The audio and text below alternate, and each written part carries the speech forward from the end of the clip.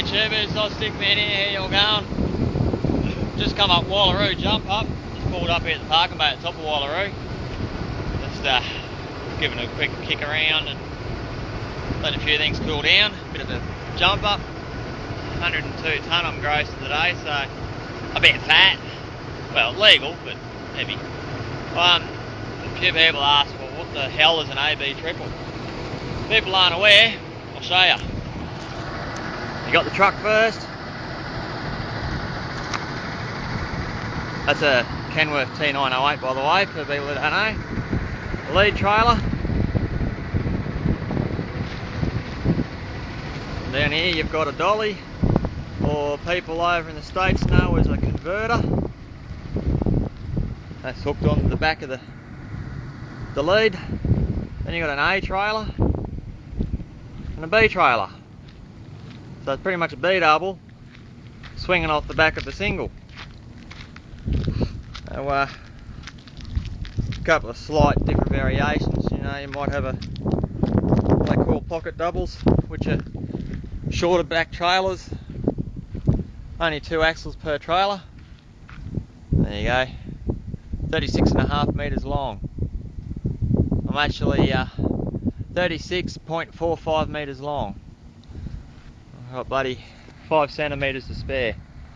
So pretty much, and you see the handle back here. If I didn't roll that properly and that handle was sticking out there, I'd get knocked off for over length. So, another ring feeder on the back. That's a typical ring feeder for people who aren't aware. It actually bends up. You can't really bend it up because it's on like shockies, but so you don't wreck the dolly pull. Dolly pull's what you connect into the ring feeder.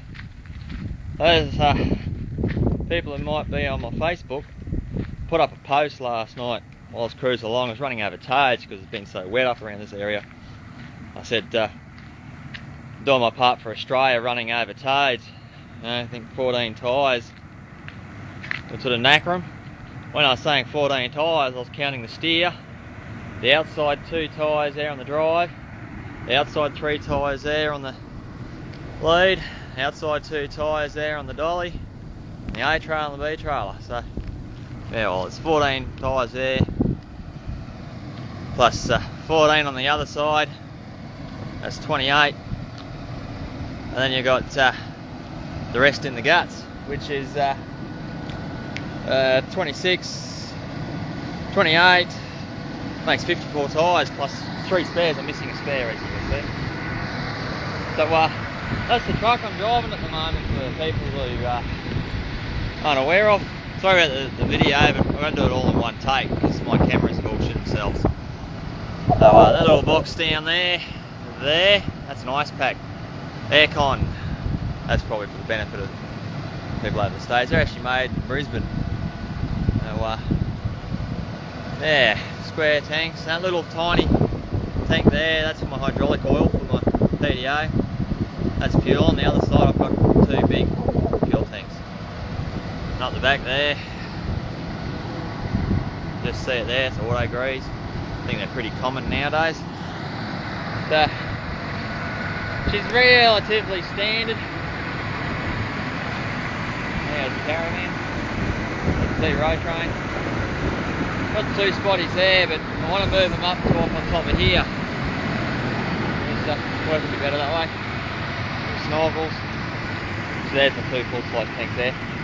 Capacity is 1950, but you got to leave. Yeah, a bit hard to save.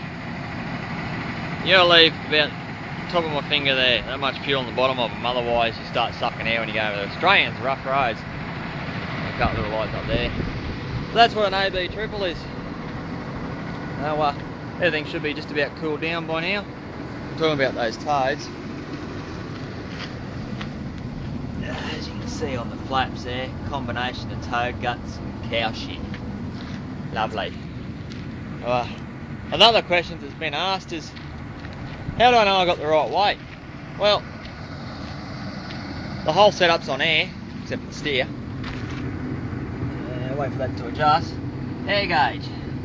Now every trailer, every air gauge reads differently. But that one's spot on there. That's for this axle group there. And for the truck, I'm actually up on the dash. The dolly has a gauge up on here. And the A trailer, well, it's actually covered in and a little hidey hole there. Gauges in there. That's all the fittings on the side there. And the back gauges for that one. Another question's been asked is, how the hell do I tip off with this A trailer? Well, as you can see, big hole through there, big hole through there through the chassis. Now you can only open up the door so far, don't you? It comes out of it that far. Otherwise you end up with a big pile of grain there, fertiliser, whatever. Spuds, if you do spuds, well, you can't, you gotta back up to a special loading area. Water tank. Always make sure your water tanks are full of water. Never know when you need it. Might get a bit too warm one day and need to top up your radiator. So, another question I've been asked. I'm starting to remember some of these questions. Hope you can hear me over the engine, but I can't really turn it off yet because it's cooling itself down. Up the top there, see across the screen thingy, across the windscreen that has the bullhorns and the stars and a couple of little lights on there. I've been asked what the hell is that for. Well, Australia has some of the world's best roads. Get a sarcasm in that. That's actually to help slow down stone chips. Mind you, I got a couple of stone chips that are going straight over the top, but God knows how many stones at that guard stop. It's actually looked very close and quite a few little dents. So, yeah, can't really tell you too much else about it. But, I'll post this up tonight. I'll probably pull up at Roma tonight. I've only got to go to Dalby, which is 2.5, I think, from memory hours down the road from Roma, and I'll post this up tonight. So feel free to ask any questions to this video. I'll try to answer all the questions that have been asked from me, or by me, but you've asked me, put it that way.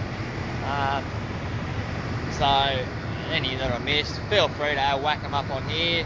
I can show you, I can tell you, I can try my damn near hardest.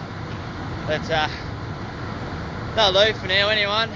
Anyway, to all the YouTubians out there on YouTube, well, g'day, it's been a while. Sorry I haven't had much contact. Wireless internet in Australia, wireless internet's bloody expensive, so I use it to keep up with family, a bit of Facebook, and yeah, not too much, too fucking expensive.